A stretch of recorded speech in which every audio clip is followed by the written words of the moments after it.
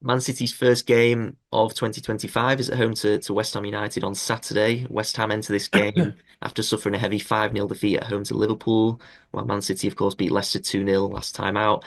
In recent years, City have been the firm favourites to come out on top in this fixture against West Ham. They've won 14 of the last 15 Premier League home games, and West Ham have not won any of the last 18 Premier League games against City.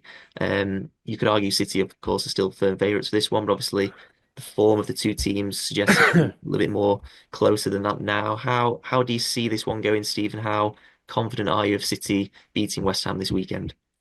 West Ham feel like a pretty decent team to play. I'm not intensely confident because I don't think the performances have yet warranted it.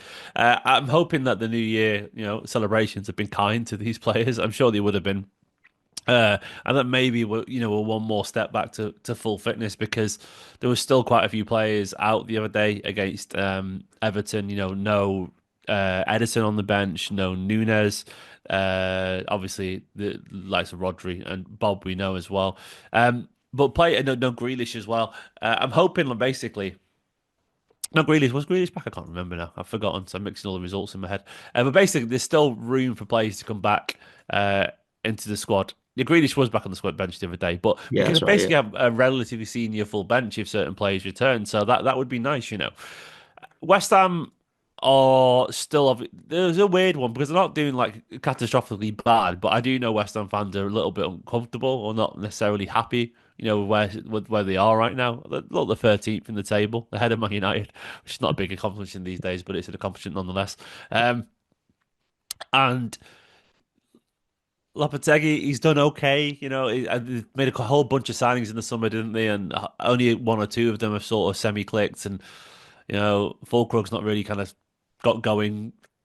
He's look, West Ham. They feel at our ground at the Etihad like a decent side to play. They still have quality, and on the counter, of course, with Kudus and I don't know if Bowen's available. Yeah, Bowen is available. Yeah, he's playing for the middle right now, isn't No, he? Bowen's not going to be available for Oh, is this he not one. available? He's Okay. yeah, he's well, I was gonna ask you about him actually because he fractured his foot in that defeat to Liverpool. Did he? So Okay. yeah, so he's going to be out for some time. So how big of a blow is that for West Ham, and how big of a boost for City that someone like him, of their captain, their leading attacker, if you like, is going to be out for this one? That's great news for me. A terrible news for West Ham. Bowen's absolute quality. I didn't catch the Liverpool game. And I've not even done my personal research ahead of West Ham in terms of the team news and stuff yet, because that'll be not tomorrow. But yeah, that's a massive blow for them because he is. I mean, Bowen is only probably being at a certain club away from being labelled as an elite player. He's brilliant. He's just at West Ham where his work maybe doesn't get recognised for the quality that it is. Consistently brilliant, affecting he affects games all the time. He's a smart runner. Versatile. Been playing a bit as a striker for West Ham recently when they've needed it. Yeah, he's brilliant, absolutely brilliant. A massive blow for them. They've still got quality. Don't get me wrong. Paqueta, a player obviously City really wanted to sign, but that famously fell through for reasons off the pitch. Um, but you still got to take him seriously. And Kudos, of course, scored a wonderful goal against City last season. It counted for nothing in the end, but they've got a lot of experience there, even without Jarrod Bowen. So yeah, that's a massive blow for West Ham. I suspect West Ham will be one of the only teams that come to City recently and actually sit back and defend. Most teams have stopped doing that, but West Ham, I don't really think they know how to take the game to Manchester City. So I'm expecting them to be probably played to City's hands a little bit there. Sit back, cede the ball a little bit because they're not in a great place mentally, and I think that could play right into Pep Guardiola's hands. Yeah, I think with Bowen now, as we said as well, they probably have to rely on the likes of Fulkrug and Yeah. Paquetá and Somerville, people like that to provide some kudos as well in the final third.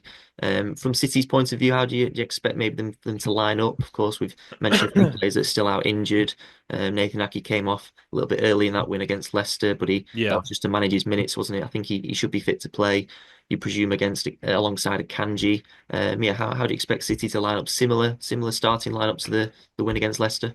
Yeah, when I'm going through that team, I thought Rico Lewis actually had a pretty solid game. He's been struggling for form recently, better than recent. Josko Vardiol continues to sort of struggle in terms of confidence, but we've not really got much more choice, at the moment.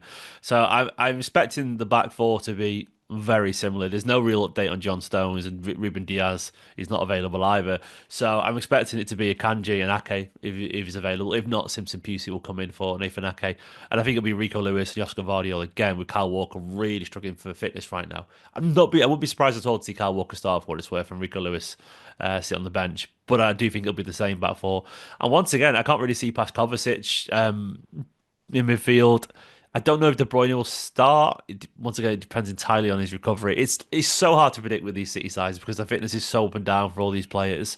Phil Foden, I think there's a good chance he might be on the bench in this game. And even though I do feel McAtee probably should just get half an hour here and there still, I think Pep might be tempted to start him just simply because Phil's form isn't great. McAtee took the chance he was given the other day, and it is at home, which is a reasonably comfortable place to play. Play if you're not 100% certain. So I think that might be the surprising lineup that McAtee comes in for one of De Bruyne or Phil Foden. I suspect he might be actually De Bruyne because I'm not sure if he's going to start again. Could be wrong, but he was saying after the game that he's struggling to recover from games at the moment due to his fitness. So I think Bernardo will probably start. It could be that De Bruyne and Foden both sit out and McAtee and Gundogan comes in. And there's also a good chance that Savinho he carries on. Though I wouldn't be surprised if he's back over on the right somehow. I know that sort of moves it around a little bit, and I'm not sure where McAtee would go in that instance. But even though he got his first goal, which was brilliant for Sevilla, absolutely massive, and I think that's been sort of hanging over him an awful lot.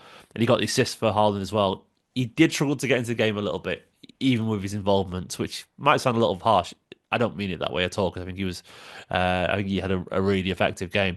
But it felt like he was struggling to get into a little bit over on the left. It was a bit quiet over that side. Doku could come back in as well. Especially at home, Guardiola likes using Doku because once again we have more of the ball traditionally. So they're the options. Haaland will carry on, 100%. Jack Grealish, yeah, there's a good chance he comes back into the team. But I'll be amazed if there's lots of changes from a team that's finally got a win, against Leicester.